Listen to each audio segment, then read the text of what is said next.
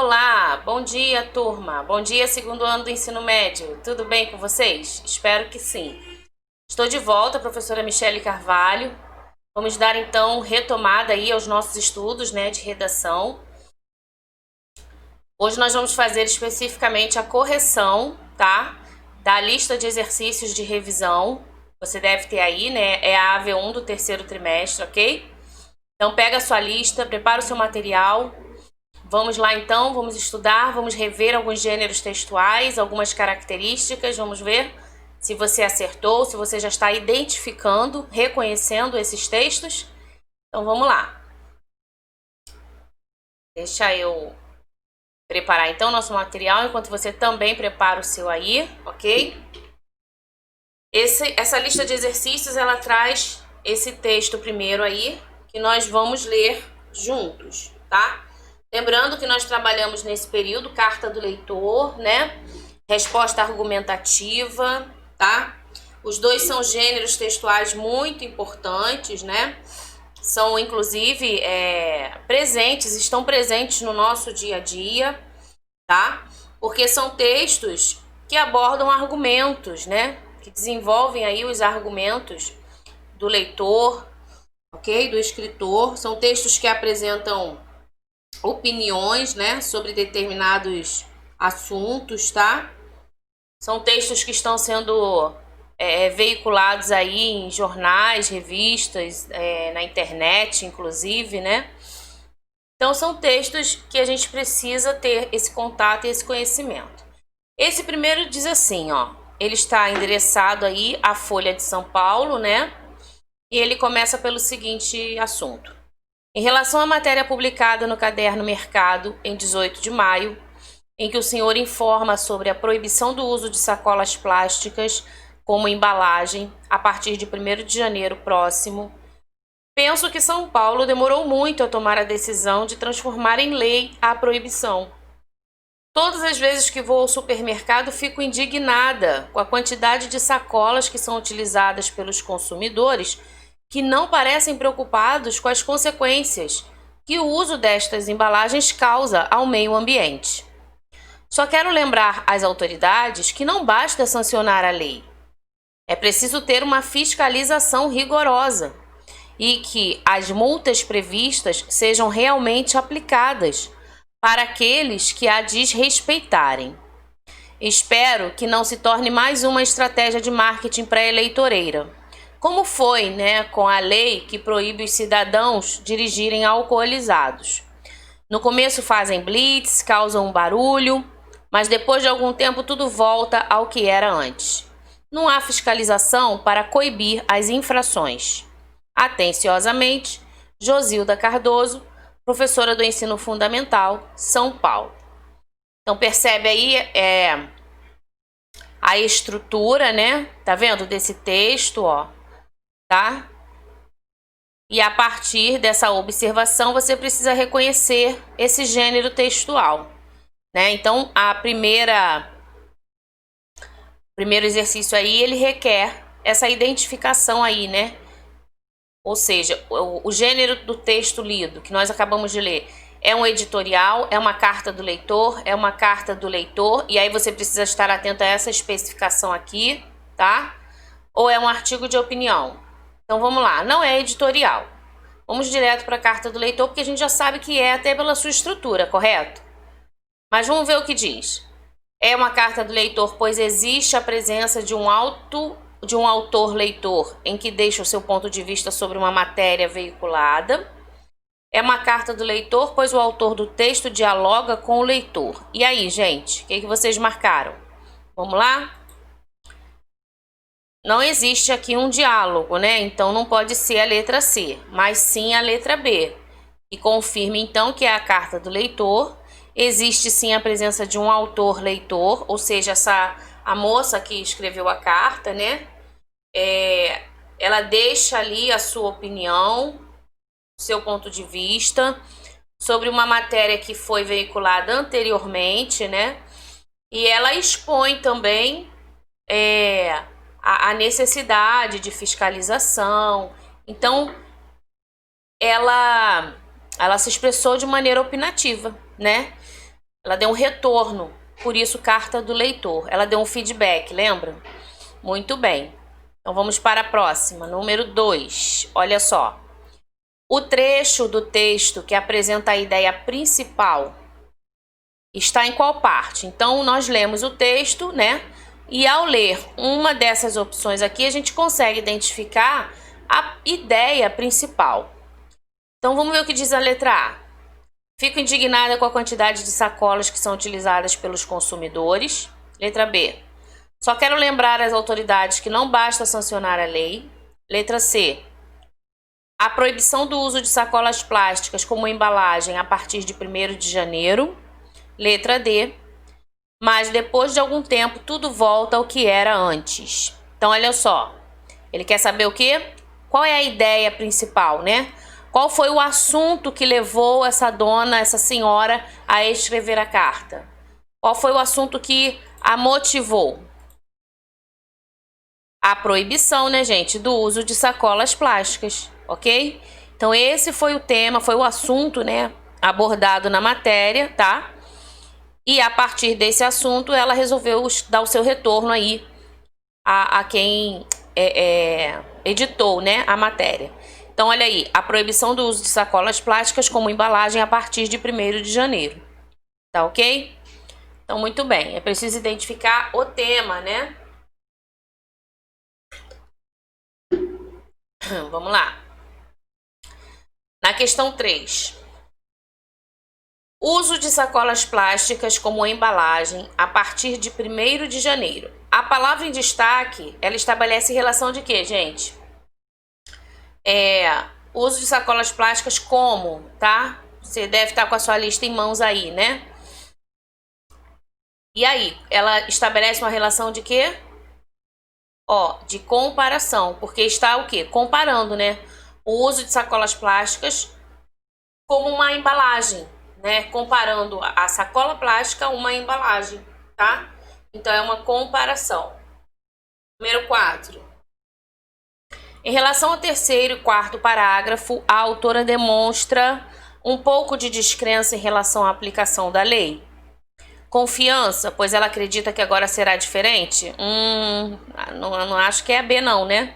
Alegria, pois ela percebe que as pessoas realmente obedecerão às leis? Também não sei se é essa não. Tristeza, pois tem absoluta certeza que ninguém cumprirá a nova lei? E aí? O que a gente consegue perceber a partir da colocação dela, né, na carta, com relação ao seu sentimento, a sua expectativa, né? Então nós temos aí a letra A, ó. Ela se apresenta um pouco descrente, né, em relação à aplicação da lei, porque ela acredita que a lei ela só vai funcionar se houver o quê? Uma rigorosa fiscalização, correto? Tá? Então é muito importante a leitura, né, com atenção, entendendo, compreendendo sempre o outro lado, ou seja, aquele que escreve, tá?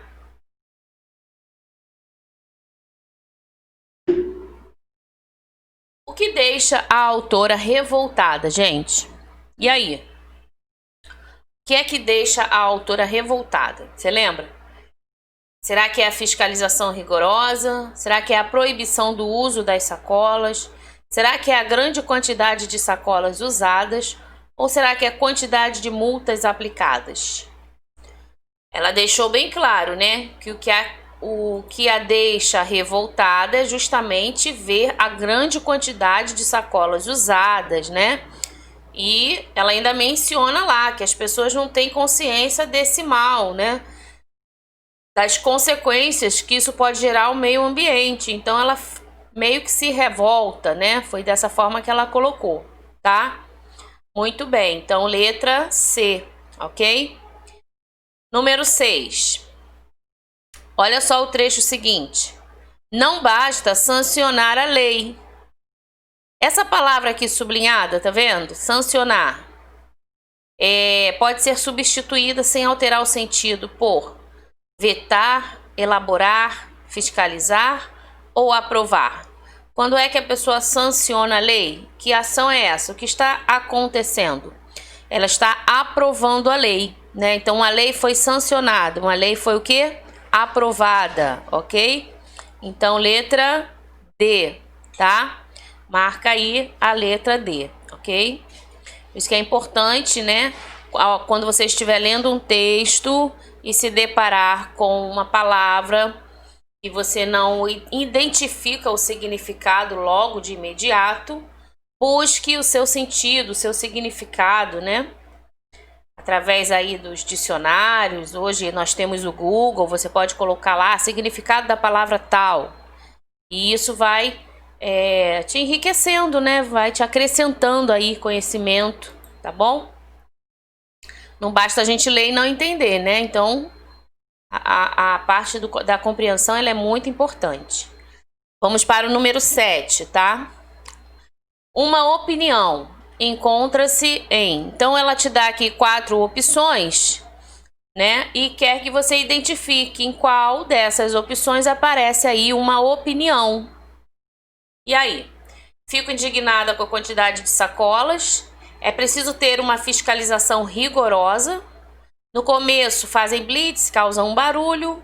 Não há fiscalização para coibir as infrações.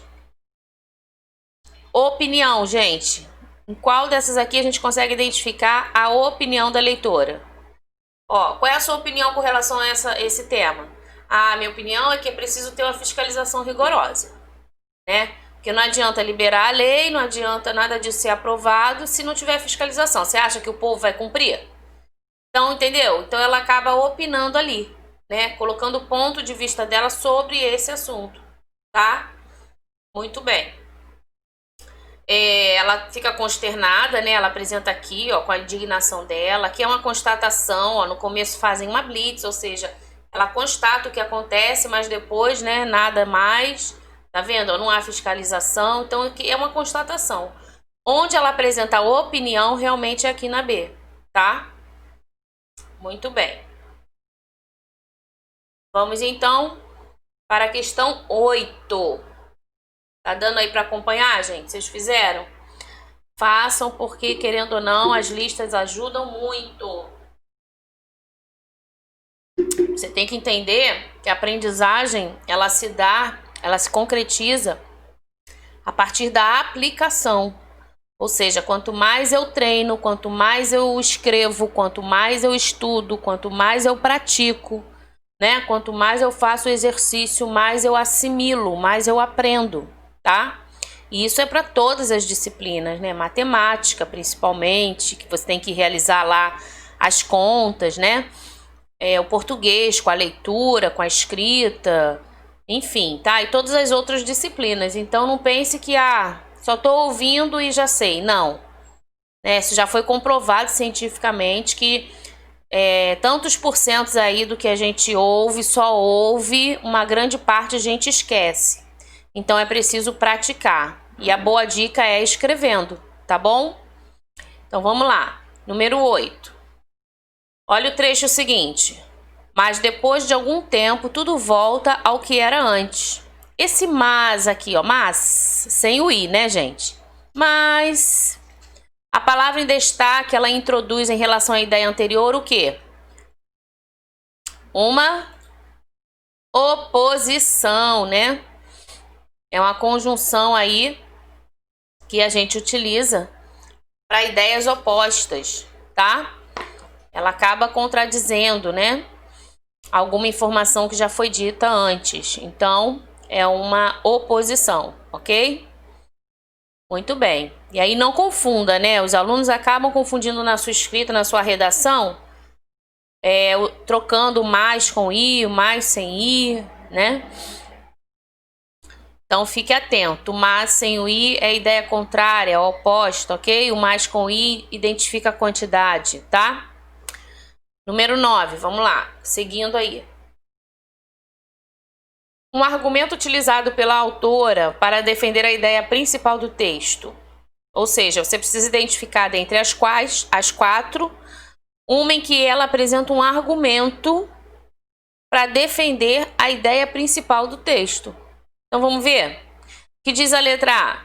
São Paulo demorou muito a tomar a decisão de transformar em lei a proibição. Letra B.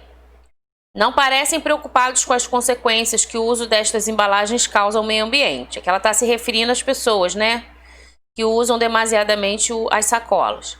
Letra C. Espero que não se torne mais uma estratégia de marketing pré-eleitoreira, né? Como foi com a lei que proíbe os cidadãos dirigirem alcoolizados. Então, aqui ela está também apresentando aí a sua opinião dentro daquilo que ela observa, né? Em épocas de se candidatar, de eleição, eles promovem essas leis, criam, né? E aí depois, o problema é o depois, né? Na letra D, fico indignada com a quantidade de sacolas que são utilizadas pelos consumidores. E aí, gente, qual foi o argumento, então, utilizado pela autora? Que você marcou aí? Letra B. Argumento é aquilo que ela utiliza para defender a ideia. Olha só, já que as pessoas não têm essa consciência, não estão preocupadas com as consequências, né? Então a gente precisa tomar uma atitude. Que atitude é essa? Vamos limitar o uso das sacolas ou retirar as sacolas de plástico. Então, existiu um porquê dessa causa, entendeu? Existiu um porquê dessa nova lei. E que argumento é esse? Que porquê é esse? É justamente porque as pessoas não parecem preocupadas com as consequências que o uso destas embalagens causa ao meio ambiente, tá certo? Então, ela se utilizou aí desse argumento, né, observando como as pessoas lidam, utilizam, não se conscientizam, né? E aí perde-se o controle, causando males ao meio ambiente. Então, letra B, tá? Então, sempre pensa dessa forma. O argumento, então, são os porquês, né? São os motivos que levam às tomadas de decisões, por exemplo, tá? Vamos lá, vamos seguindo aí. Você pode pensar também nos argumentos como as ideias defendidas, né? Eu defendo uma ideia. Como eu vou defender essa ideia? Então, eu preciso apresentar, citar, né? Opções, vamos pensar assim, opções para que a outra pessoa, o meu interlocutor ou aquele a quem eu quero convencer, realmente entenda os meus motivos, né? E acabe, então, concordando com a minha ideia, tá? Vamos lá para a questão 10. A linguagem predominante do texto, ela é o quê? Desse texto aí, dessa carta que nós lemos. Ela é coloquial, ela é científica, ela é culta ou ela é técnica? A linguagem de uma carta do leitor, gente. Qual é a linguagem predominante? Culta, né? Culta por quê? Primeiro, ela se apresenta ali como uma professora, né? Então, você observa que a professora, ela não vai escrever de qualquer jeito, né? É uma carta, tem um remetente, né? Então, assim, ela não pode também se utilizar de uma linguagem corriqueira, né? Coloquial, muito coloquial. Não, então ela utiliza a língua culta, normal, norma padrão, né? Melhor dizendo, tá? Então é isso. Letra C, ok? Vamos para a questão 11. Olha só, no trecho seguinte, não há fiscalização para coibir as infrações. Então, repara a parte que está aí sublinhada, né? Para coibir as infrações. O termo grifado, ele revela em relação ao termo anterior o quê? E aí, gente, você consegue identificar esse sentido a partir da conjunção aqui, ó, tá? Desse para, ok? Não há fiscalização. Não há fiscalização para quê? Então, existe aí uma intenção aqui de que a fiscalização, ela tem um objetivo, né? Ela tem uma finalidade. Fiscalização não existe por nada. Existe um objetivo aqui. Então, não há fiscalização o quê? Para coibir as infrações, ou seja, é uma finalidade, tá certo? Muito bem. Questão 12. Na questão 12, era para você localizar no texto uma solução sugerida, né, pela autora para resolver o problema apresentado por ela. E a solução, não sei se você escreveu igual, mas aí você confere, né, Não precisa ser como eu coloquei aqui, mas dentro dessa explicação. Localizar no texto uma solução. Até pode ser retirar de lá o que ela sugere. Melhor, isso. Então é o seguinte, ela diz assim, ó, é preciso ter uma fiscalização rigorosa, né? E que as multas previstas sejam realmente aplicadas para aqueles que a desrespeitarem. Então essa é a solução sugerida pela professora que escreve aí que escreve essa carta, né? Tá bom? Ok? Então vamos lá. Tem outra carta pra gente ler? Sim, né? Olha aqui. Essa aí também tá no seu texto, correto? Eu só aumentei ela aqui. São Paulo, a data, tá vendo? Ó, sempre observa a estrutura do texto, tá? Aqui quem vai, né? Quem está endereçada a carta. Aqui embaixo o vocativo, ó. Prezados senhores. Aqui vai a Empresa Brasileira de Correios e Telégrafos, tá vendo? Referente ao quê? Qual é o assunto? O edital de seleção de patrocínios e projetos culturais. Então, a gente já sabe que ele vai abordar este assunto aqui, ok? E aí começa. Prezados senhores, a Cooperativa Brasileira de Circo e as demais entidades que compõem a Aliança Pro Circo vêm, através desta, solicitar que Vossa Senhoria, nas próximas edições do vosso edital, tão importante para a classe das artes cênicas, incluam o circo como opção. Atravessamos um momento profícuo, com imensa atividade e inúmeros espetáculos sendo criados para apresentação em espaços públicos e teatrais. Fazemos parte da programação habitual do SESC, SESI, Caixa Cultural, Circuito Cultural Paulista, Circuito das Artes, além de inúmeros festivais pelo Brasil que existem ou estão sendo criados para atender a essa produção.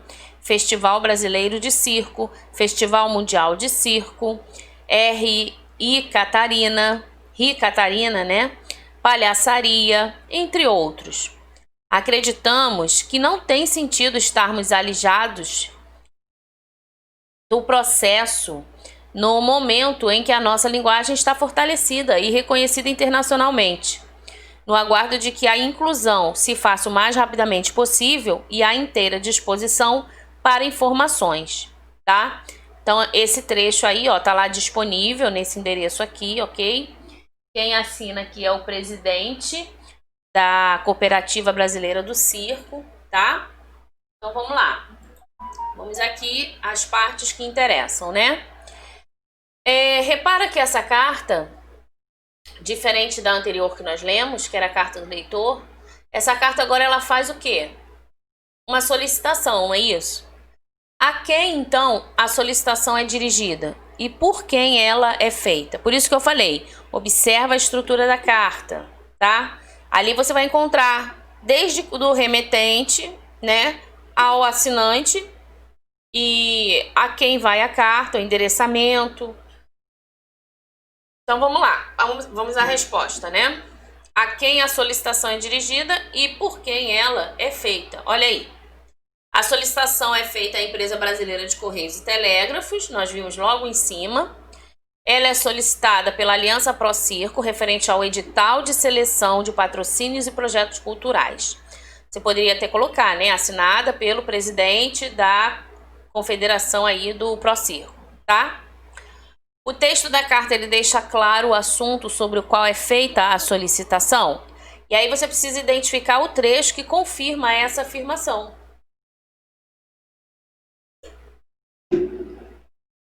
Qual é o assunto, então, que ele trata? Ou seja, o que ele está solicitando, o que ele está pedindo, né?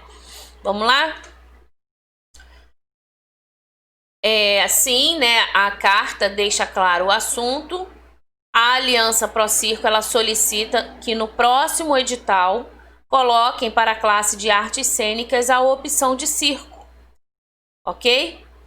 Então, coloque lá circo também como artes cênicas, ok? É um direito dele, né, fazer essa solicitação, já que ele está inserido, está participando aí de tantos eventos, né, culturais, e proporcionando à cidade, né, esses eventos culturais, fazendo parte também desses eventos culturais, ok? Qual é então a solicitação feita? Que tenha nas artes cênicas a opção de circo, porque talvez não tenha lá, né? Não sei se hoje já tem, porque isso aí foi do ano passado. Então, que tenha nas artes cênicas a opção de circo, ok? E na 14, gente, a situação de comunicação em que a carta em estudo circulou fica subentendida no texto. Olha só, deduza. Qual fato motivou a escrita da carta? Ó, qual foi o fato? As atividades circenses aumentaram muito, são inúmeros espetáculos, então ele também quer ser inserido, ele quer estar inserido ali, tá? 15. Para fundamentar a solicitação que faz, o remetente ele lança mão de argumentos. Quais são esses argumentos? Lembra que os argumentos, principalmente numa carta de solicitação, são necessários? Então vamos lá, quais são esses argumentos? Ó, aí ele começa a dizer, né, poxa, o circo ele faz parte do SESI, do SESC, da Caixa Cultural, né? Além de inúmeros festivais, entre outros. Então ele está ali o quê? Apresentando seus motivos para incluir o circo também. Entendeu? Já que o circo faz parte de todos esses movimentos culturais aí. Então por que deixá-lo de fora, né? E é isso, pessoal. Deu para entender? Deu para fazer a sua correção aí? Muito bem. Então, nós vimos carta do leitor, carta de solicitação, né? Vimos aí a finalidade de cada uma, os argumentos que foram utilizados, tá?